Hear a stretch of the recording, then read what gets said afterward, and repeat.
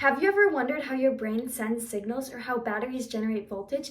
Well, it all comes down to balancing charged particles, and this is where the Nernst equation comes in. The Nernst equation helps calculate equilibrium potential for specific ions across membranes. Equilibrium potential is the voltage at which electrical gradients equal concentration gradients, so there's no net movement of that ion. In neuroscience, this is used on ions like sodium, potassium, chlorine, and a few other ones. Now let's address what concentration and electrical gradients are. Well, ions naturally move from high to low concentrations. Diffusion. This creates a chemical driving force, and that's what's known as the concentration gradient. Now, as ions move, they create a chemical or a charge imbalance, generating an electrical force. That's the electrical gradient.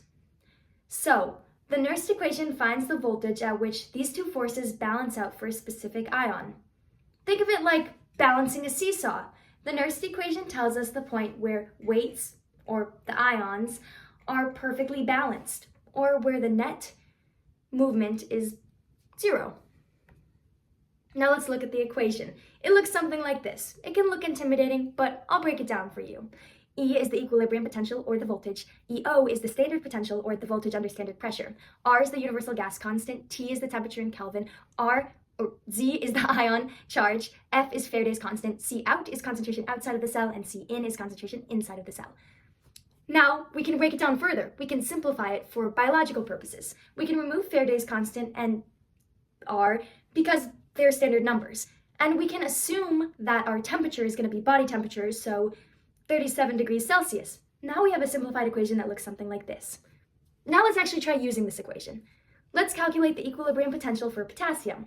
Let's say the concentration of potassium outside the cell is 5 millimolar, and the concentration inside the cell is 150 millimolar. Z would be +1 because it's a potassium ion. Now let's simplify it out. Plug these in and you get something like E equals negative 90 millivolts. Voltage is at negative 90 millivolts. There would be no net movement of these ions. They would basically be at equilibrium.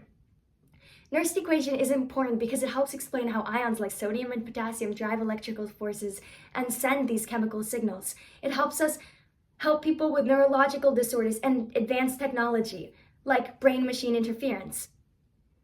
The Nernst equation is a perfect balance between chemistry, physics, and biology, creating a way for us to understand the brain further.